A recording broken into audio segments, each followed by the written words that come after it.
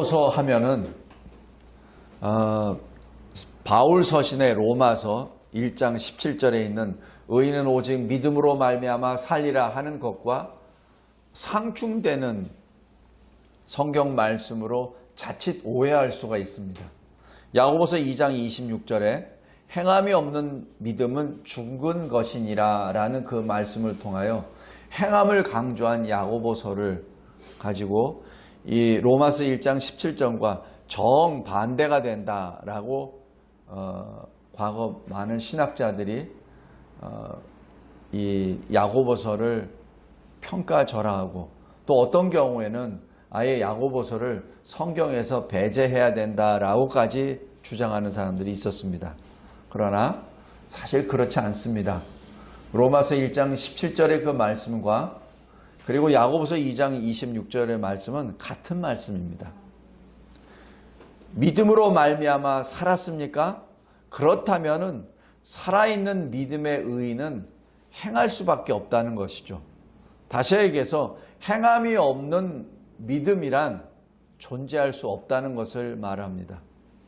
그래서 이 야고보서는 그냥 단순히 어떻게 무엇을 해야 된다라는 어떤 그 행함을 중점적으로 하는 성경 말씀으로 끝나는 것이 아니라 이신칭의 바로 믿음으로 말미암아 구원을 받는다는 그 정확한 굳건한 신학 위에 이 말씀이 서로 나아간 것입니다. 그래서 이 로마서 1장 17절의 그 말씀을 온전히 내가 아멘으로 화답하지 않고는 야고보서 2장 26절 말씀을 깨달을 수가 없습니다. 그래서 그런 차원에서 오늘 야고보서를 시작하게 됨을 하나님께 감사드립니다.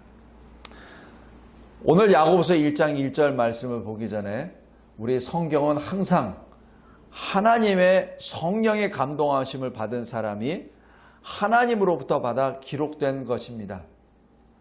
그리고 이 성경은 예수 그리스도 믿음을 통하여 영생을 얻기 위함이요 또한 하나님의 사람으로 교육을 받아 자격과 능력을 얻어서 하나님이 기뻐하시는 선한 일을 행하도록 하기 위함입니다. 그래서 성경은 하나님의 말씀이요 따라서 이 성경을 해석할 때 자기 임의적으로 자기 생각에 자기 경험이나 자기 지식으로 해석해서는 안 됩니다. 성경 해석은 성령으로 성령의 조명함을 입고 성경이 성경을 해석하도록 인도함을 받고 해석을 해야 됩니다. 자, 오늘 야고보를 잠깐 보겠습니다. 성경에는 야고보가 3명이 나옵니다. 마가복음 1장 19절에 세베대의 아들 야고보라고 나옵니다. 이 야고보는 야고보 사도를 말합니다. 사도행전 12장 1절 2절에 그때 헤롯 왕이 손을 들어 바로 그때라고 얘기하는 것은 사도 베드로가 오순절 성령 강림 때 설교를 하고 성령의 충만함을 입고 그리고 3,000명의 세례를 받고 그 다음에는 5,000명의 남자로 또 확장이 되고 그래서 그 당시에 유대교 지도자들이 계속해서 이 두려움 가운데 예수 그리스도 복음을 전하지 못하도록 했을 때 그때 사도들은 분연히 일어나서 복음을 전하고 그리고 교회가 엄청나게 부흥하게 됩니다. 바로 그때 아주 조직적으로 이 박해의 역사가 일어나죠. 그래서 사도행전 7장에 보면은 스데반이 첫 순교를 하게 됩니다. 바로 그때라고 얘기하는 것은 바로 그때입니다. 이 교회 밖에서 계속해서 이 핍박을 가해서 그리스도를 믿는 성도들이 모이는 것을 회파하고 모이지 못하게 하고 그래도 모이기 때문에 아예 그 사람들을 내쫓아버리고 고향에서 내쫓아버리는 그러한 사건이 벌어졌죠. 어떻게 내쫓았냐고요? 모이는 자들을 감옥에다 쳐놓고 그리고 돌로 쳐서 죽이기도 하고 하기 때문에 살기 위해서라도 그들은 떠났죠. 그러나 실은 살기 위한 것보다도 자기 자신의 신앙을 지키기 위하여 그 땅을 떠났죠. 그때 헤롯 왕이 유대교 지도자들에게 잘 보이기 위해서, 그리고 또 유대인들을 아예 딱 절반으로 나눠서 유대교를 따르는 자와 그리고 그러지 않은 자, 바로 새로 교회로 모이는 그리스도인들을 나누어 아예 그리스도인들을 박해하기 위하여, 교회를 무너뜨리기 위하여 몇 사람을 죽이려고 했습니다. 그때 첫 희생자가 바로 야고보 사도입니다. 세베대의 아들 야고보 사도죠. 그것이 주 44년입니다. 그 다음에 두 번째 야고보는 알페오의 아들 야고보 사도입니다. 12사도에 들어가죠. 이 두 야고보 사도는. 그런데 이 알페오의 아들 야고보 사도는 주 66년에 구전에 의하면은 예루살렘 성벽에서 떨어뜨려서 순교를 당합니다. 그 다음에 오늘 나오는 이 야고보는 사실 사도는 아닙니다. 그러나 당시 초대교회 지도자로 등장하는 야고보인데, 이 야고보는 예수의 동생입니다. 이 야고보서를 기록한 이 야고보는 주후 62년에 마찬가지 순교를 당합니다. 자, 그럼 야고보는 누구였습니까? 예수의 동생이요, 요셉과 마리아의 아들이죠. 그러니까 엄밀히 얘기하면 예수의 절반 동생이죠. 예수는 성령에 의해서 잉태되었기 때문에 그렇습니다. 여기 마태복음 13장 55절 그리고 마가복음 6장 3절에 보면은 예수의 형제들이 기록됩니다. 야고보, 요셉, 시몬, 유다, 그리고 누이들, 이렇게 기록됩니다. 그래서 이 네 명의 이 형제들 가운데 제일 맏아들이죠. 근데 이 야고보는 예루살렘 교회의 지도자로 기록되어 있습니다. 사도행전 12장 17절에 베드로가 옥에 갇히죠. 왜냐하면은 당시에 이 야고보 사도를 죽이고 난 다음에 호응이 좋으니까 이제는 두 번째 희생 제물로 베드로를 잡아들였습니다. 그런데 하나님께서 사자를 보내주셔서 베드로가 옥문을 열고 나오죠. 바로 그때 베드로를 위해서 기도하였던 그 성도들의 그곳에 찾아가죠. 베드로가 찾아가서 주께서 자기를 이끌어 옥에서 나오게 하신 것에 대하여 전부 다 전하고, 그리고 뭐라고 말하냐면 야고보와 형제들에게 전해달라, 이렇게 말합니다. 여기서 야고보라고 하는 것은 예수의 동생 야고보요, 당시 초대 예루살렘 교회의 지도자였습니다. 요새로 얘기하면 당회장 목사가 될 정도입니다. 그 다음에 사도행전 15장에 보면은 바울과 바나바가 계속해서 선교 사역을 하면서 오직 예수 그리스도 믿음으로 말미암아 구원을 얻는다는 그리스도 복음을 전할 때 유대에 있는 실력자들이 또 나와서 아니다, 이방인들도 모세 율법에 따라 할례도 받아야 된다, 또 율법을 지켜야 된다는 것이 막 들어갔습니다. 그러다 보면 이게 충돌이 되죠. 충돌이 돼서 그때 이 바나바와 바울이 그것을 해결하기 위해서 예루살렘 공회로 내려가는데, 그때 그 장면이 사도행전 15장입니다. 근데 이 사도행전 15장에 바나바와 바울이 선교 현장에서 일어났던 일들을 계속해서 보고합니다. 아니라 지금 이방인에게도 예수 복음이 지금 선포가 됐고 구원의 역사가 일어나고 있습니다라는 것을 보고하고, 다 하고 난 다음에 야고보가 이렇게 말합니다. 말을 마침에 야고보가 대답하여 이르되 형제들아 내 말을 들으라 하면서 그때 교통정리를 합니다. 다시 얘기해서 여기서는 야고보가 예루살렘 공의회 의장의 역할을 하게 됩니다. 그래서 이 야고보는 베드로와 요한과 함께 예루살렘 교회의 기둥이라고 표현을 합니다. 이 갈라디아서 2장 9절에. 또 하나는 이 야고보는 당시에 유대인들 가운데 그리스도인, 이방인 가운데 그리스도인들, 바로 그들의 여러 가지 갈등에 있어서 그 갈등을 화해시키는 화해자로서, 화평케 하는 자로서 그 사명을 감당하게 합니다.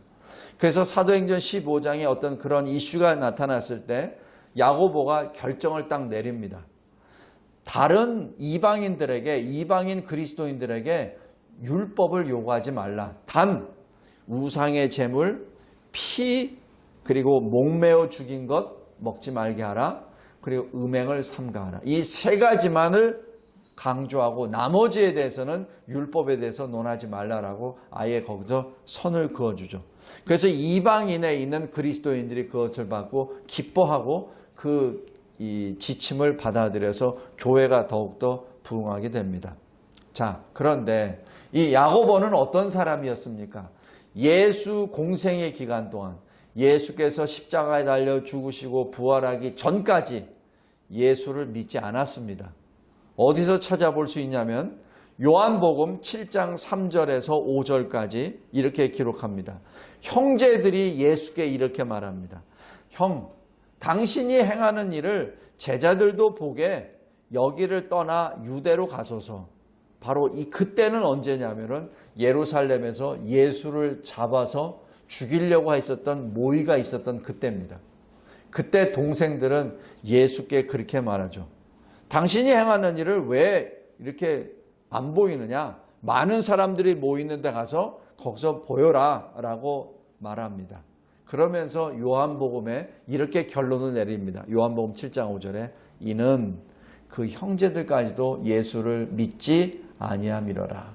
바로 이 야고보도 마찬가지 믿지 않았었던 사람입니다. 그리고 마가복음 3장 20절에서 22절까지 보면은 예수께서 집에 들어가서 많은 무리들에게 설교도 하시고 그 다음에 치유도 하는 그 역사 가운데 또 특별히 귀신을 내쫓는 그 역사 가운데 사람들이 뭐라고 하냐면 귀신을 어떻게 내쫓았냐는 얘기죠. 그 귀신을 바알세불, 그 귀신의 왕이라고 하는 바알세불의 힘을 빌어서 예수가 내쫓았다는 얘기입니다. 다시 얘기해서 예수를 귀신의 어떤 앞잡이로 그렇게 생각했던 것이죠. 그때 여기 형제들도 이렇게 나옵니다. 예수를 붙들러 나옵니다. 예수를 데리고 나오려고. 왜? 그가 미쳤다 함이로라. 그러니까 그 당시만까지만 하더라도 형제도 마찬가지 예수를 믿지 못했습니다. 또 마태복음 12장 46절에서 50절에 어떤 말씀이 있냐면은 예수님이 무리하고 같이 말씀하고 계실 때 바깥에서 예수의 어머니, 동생들이 예수를 찾으러 왔습니다. 그래서 거기에 있는 제자들이 당신의 어머니와 동생들이 당신을 찾고 있습니다라고 전해주니까 예수님이 뭐라고 하시냐면은 누가 내 어머니며 누가 내 형제냐. 누구든지 하늘에 계신 내 아버지의 뜻대로 하는 자가 내 어머니요, 내 형제요, 내 자매니라라고 말씀합니다. 무엇을 말하죠? 아직까지도 그 형제들은 예수를 믿지 못했다는 것을 반증하는 것이죠. 그리고 마지막 예수께서 십자가에 달려 죽으실 때 그때 예수의 동생들은 그 자리에 없었습니다. 그 자리에 있었던 사람은 예수의 어머니 마리아와 그리고 막달라 마리아, 일부 여자 제자들과 그리고 요한 사도밖에 없었습니다. 거기에는 어느 누구도 없었습니다. 형제도 없었죠. 다시 얘기해서 야고보도 마찬가지 예수를 믿지 않았었던 사람입니다. 그런데 어떻게 야고보가 이 야고보서를 기록할 수 있게 되었습니까? 어떻게 당시 초대교회 지도자로서 그곳에서 사역을 감당할 수 있었겠습니까? 정확하게 알 수는 없으나 예수께서 부활하시어 야고보에게 나타나신다라는 것이 고린도 전서 15장 이 7절 8절에 나옵니다. 예수님이 부활하시고 난 다음 베드로에게 12 제자들에게 나타나시고 그 후에 500여 형제들에게 동시에 나타나십니다. 그리고 난 다음 야고보에게 보이셨다라고 기록합니다. 그래서 성경학자들은 아마 이때 야고보 사도를 부활하신 주님이 만나시고 난 다음에 야고보가 회심하고 예수의 제자가 되지 않았나 그렇게 추측을 합니다. 오늘 이 야고보서를 기록한 야고보는 의인 야고보라는 그러한 별명을 가지고 있습니다. 이 야고보는 의로운 성품과 열정을 가지고 그 당시 초대교회를 지도했었던 사람입니다. 그리고 이 야고보는 율법을 굉장히 강조를 합니다. 그런데 이 율법을 강조하는 데 있어서 유대교의 그 바리새인들이 강조하는 그것과 다릅니다. 뭐냐면은 예수님도 말씀하셨어요. 제자들에게. 바리새인들이 이렇게 열심히 행위를 율법에 순종하는데 너희들도 마찬가지 거기에 뒤지지 않게 순종해야 된다는 말씀을 합니다.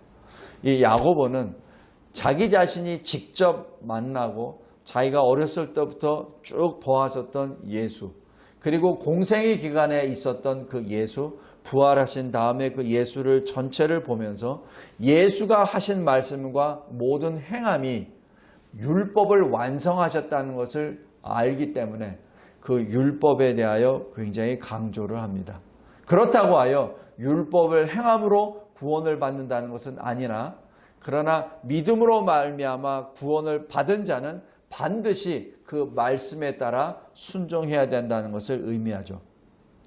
특별히 아까도 말씀드렸지만은 그 유대인과 이방인의 그 그리스도인들 간의 갈등과 어떤 마찰이 있는 그것을 이 야고보는 교회를 하나로 이끌어 나아가는 지도자로서 화평을 이루게 하였습니다. 그러나 이 야고보의 그 중심에는 율법적인 의로움보다는 하나님의 은혜가 더 크다는 것을 야고보서를 읽으면서 계속 발견하게 됩니다. 오늘 1절에 나와 있는 이 야고보서의 수신자는 흩어져 있는 12지파입니다. 이 흩어져 있는 12지파는 전 세계에 흩어져 있는 유대인 디아스포라입니다. 여기 지도에서 보시면은 이쪽이 예루살렘이고, 그 다음에 여기가 소아시아, 그 다음에 저쪽이 그 마게도니아 유럽입니다. 그리고 이쪽이 고린도, 그 다음에 아덴, 그 다음에 로마가 되죠. 지금 여기 빨간 점으로 되어 있는 것이 그 당시의 그 주요 도시들인데, 지금 이 유대인 디아스포라는 이 예루살렘뿐만 아니라 아시아, 유럽, 그 다음에 이 아프리카까지 흩어져 있습니다. 왜 흩어져 있느냐면은 박해로 인하여 주로 흩어졌죠. 물론 이 중에는 자기 생업으로 가 있는 사람도 있지만은, 그러나 주로 이 사도행전 7장에 스데반이 순교당하고 있는 이후부터 강압적에 의하여 흩어진 사람들을 대부분 말합니다. 그 다음에 이 흩어져 있는 12지파의 사람들은 유대 그리스도인들을 말합니다. 대표적인 것이 교회 지도자들이죠. 그리고 바울 사도와 베드로 사도가 세운 교회들에 있는 하나님의 언약을 받은 천국의 기업을 받은 자들, 상속자들을 말합니다. 그리고 여기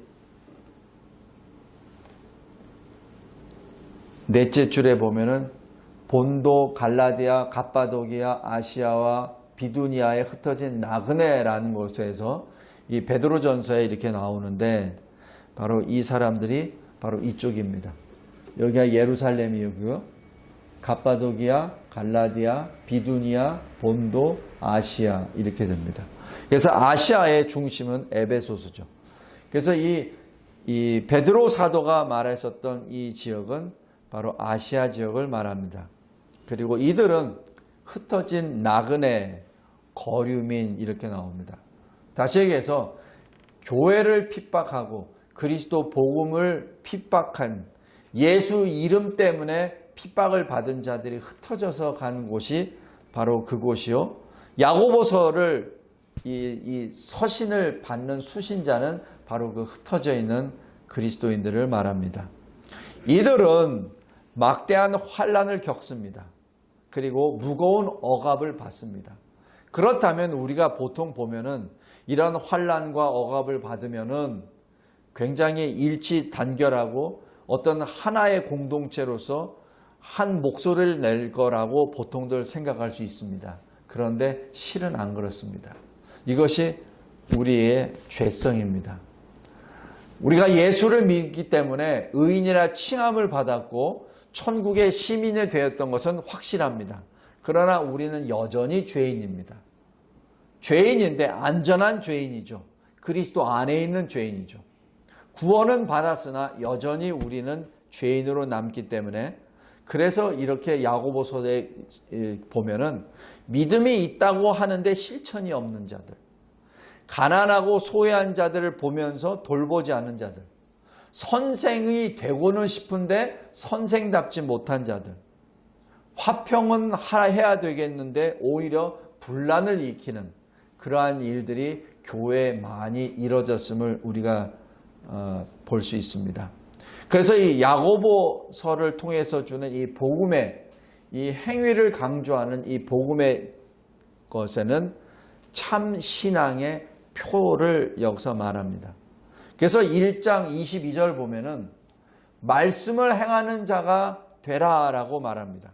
듣기만 하고 행하지 않는 속이는 자가 되지 말고 행하는 자가 되라라고 말하고 또 1장 27절에는 환난 중에 가난한 자와 과부와 고아들을 돌보아라 라는 그 말씀을 합니다.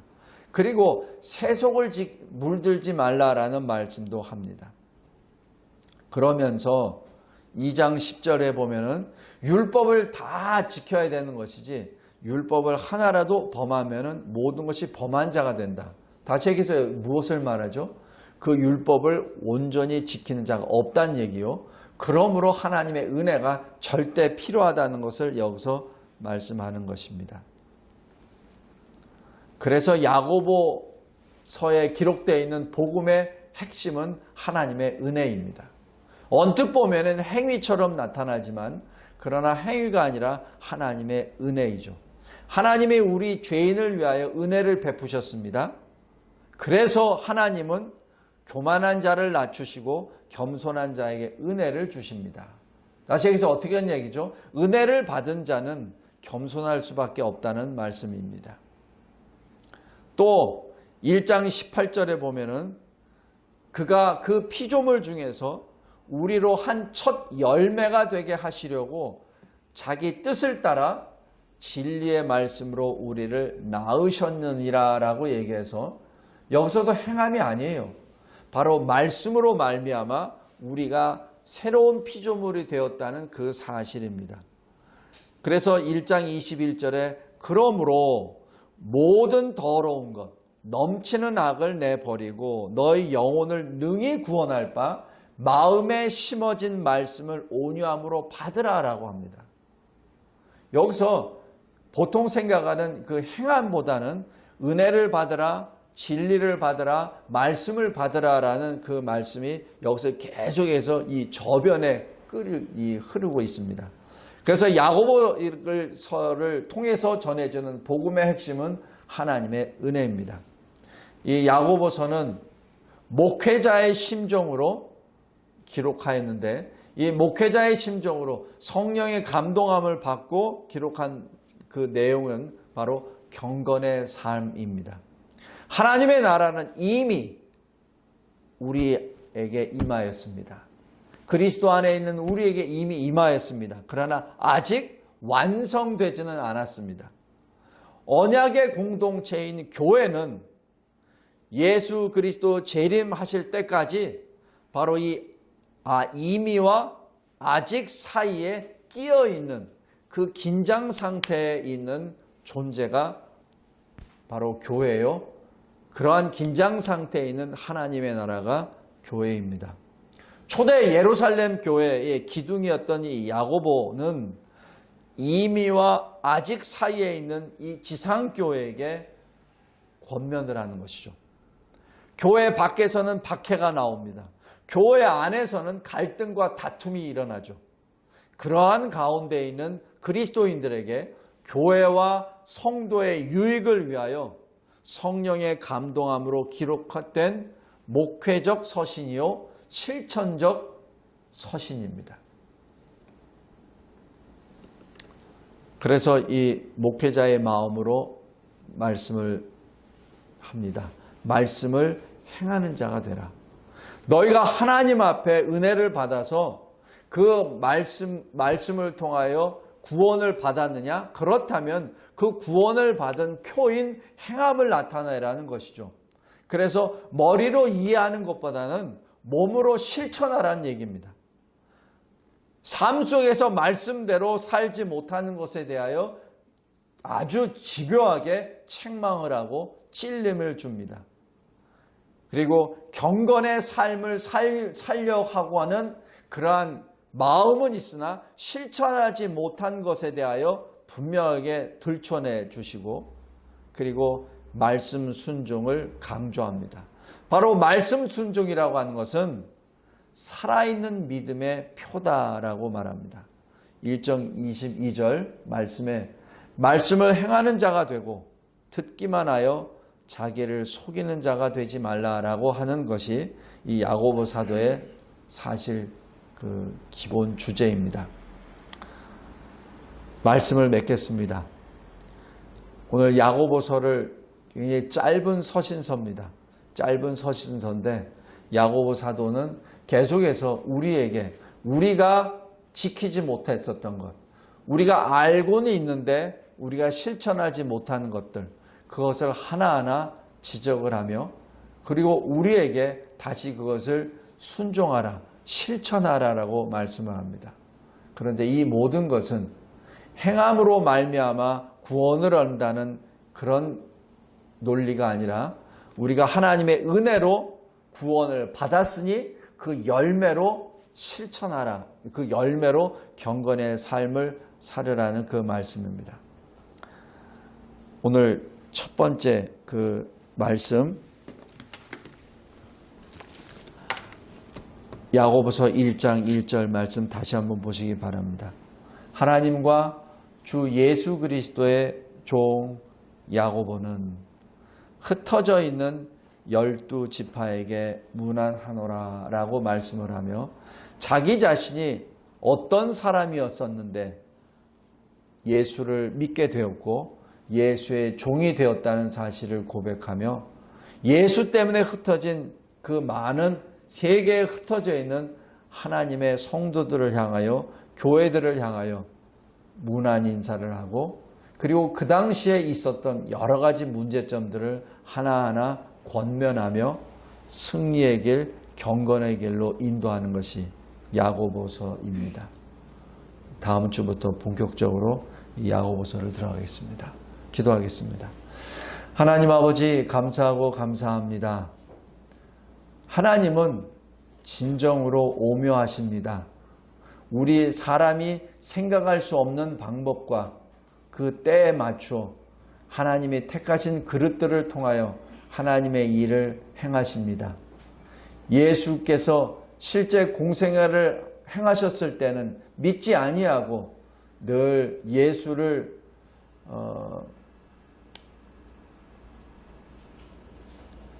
따르지 않았었던 동생 야고보가 부활하신 예수를 믿고 난 다음 예수의 복음을 전하는 앞장서는 자로 의의 깃발을 높이 들며 달려나아가는 지도자로 쓰임을 받음을 봅니다.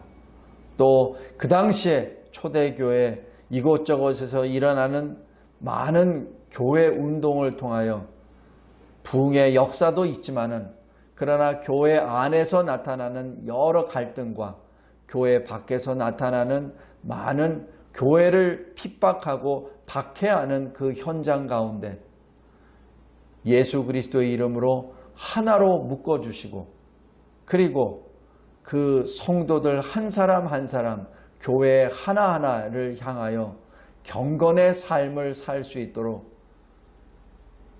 말씀을 기록하게 하여 주시고 말씀을 전하고 따르게 해주신 하나님의 은혜에 감사드립니다. 하나님, 우리가 지금 이 마지막 때에 살고 있음을 고백합니다. 많은 교회들이 있습니다. 그리고 예수 그리스도 복음을 전하고 또 그 복음대로 살려고 많은 애를 씁니다. 그러나 이 마지막 때에도 초대교회 때와 똑같이 교회 안에서 여러 가지 마찰과 갈등이 있고 교회 밖에서는 한 사람의 성도라도 예배에 참여하지 못하도록 하는 사탄의 괴계가 아주 교묘하게 접근하고 있음을 우리가 목도하고 있나이다. 아버지 하나님, 이때 다시 한번 야고보를 통하여 주신 성령의 감동된 글을 읽고 하나님이 우리에게 무엇을 원하시는지, 하나님이 우리에게 명령하시는 그 말씀 하나하나 그 뜻을 깨달아 알고 이 마지막 때 승리하는 우리 모두가 되게 하옵소서. 하나님 감사합니다. 감사합니다. 예수 그리스도의 이름으로 기도드리옵나이다. 아멘.